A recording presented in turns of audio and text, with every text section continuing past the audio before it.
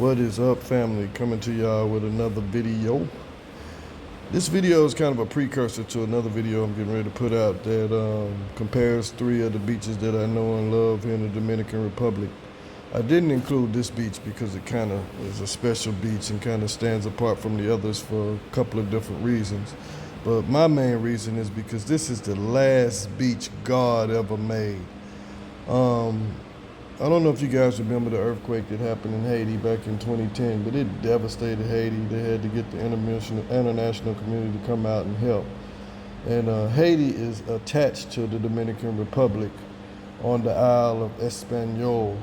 And when it had that earthquake, I guess, don't get me to lying about the geological events that occurred, but a crack must have happened in the ocean and sucked some of the water in. And it actually created this beach. And the beaches, you can see where all the hearts are. That's where all the places I've visited so far since I've been on the North Coast. But it created this beach, man. All this stuff that I'm showing you in this part of the video was underwater. The beach is a very nice beach, but a lot of the locals don't go to it because of the fact that it was a recently made beach. I don't know if because, there's superstition that the water's going to come back and rise back up one day. But you can see it's a real calm beach on some days. Most days it's a violent beach. I'm talking about, 3, 4, 5 foot waves, heavy current. So a lot of people don't go to it for that. But it's a jewel, though. And I really like it because there's not a lot of vendors here. The only people that you really get selling you stuff are the people with the chairs and a couple of the restaurants that are real close. It's not like Playa, Sosua or the beach in Cabarete or the beach in Playa. There's not a lot of vendors that run up on you. Even in the beach in Playa, not a lot of vendors run up on you unless you're up on the street area.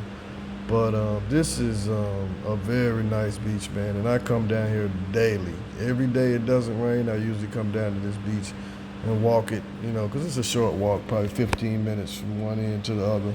So a good 30-minute walk, hour walk if you walk it, twice. And that's a stretch. You gotta be walking real slow for it to take you 15 minutes to walk across this beach because it's very small. And if you see the cliffs in the background here, that's where the water was before the earthquake in Haiti. All of this was underwater.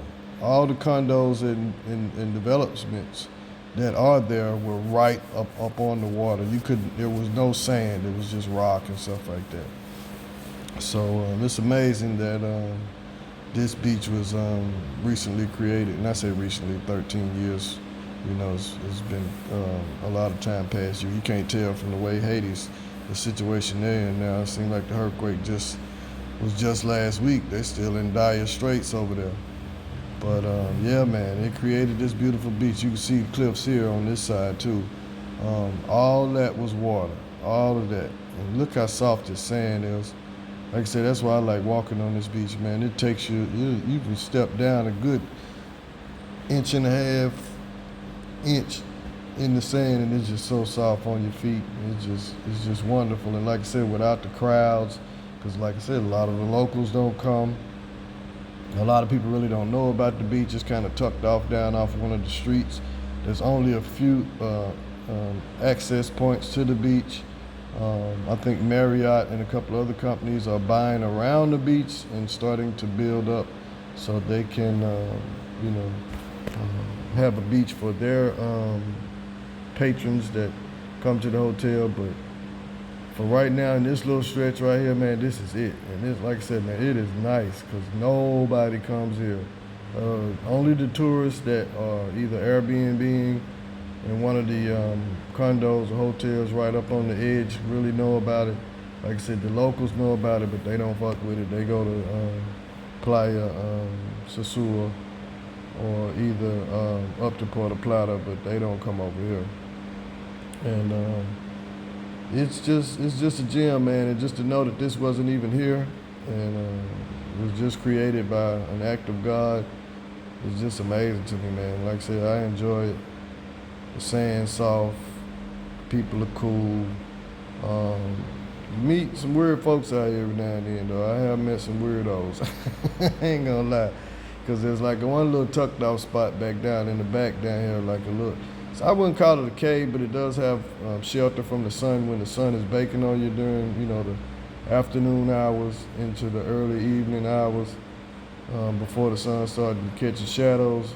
So I usually tuck off over there, and a lot of people come through there, and, either walking one end of the beach to the other. But I've met a couple of strange folks. I ain't gonna lie on this beach, but I like it. Like I said, I can talk to a rock, so it doesn't bother me. So I talk to anybody and get their story and give them mine and keep it moving. But if you come to the North Coast, you're in the Sosua area, this is a beach I recommend to come to if you want to be really tranquilo and not have anybody walking up on you and acting a fool, unless you kind of invite them with your eyes or invite them with your hand gestures. But for the most part, you'll be at peace at this beach. Playa, Alicia. Peace.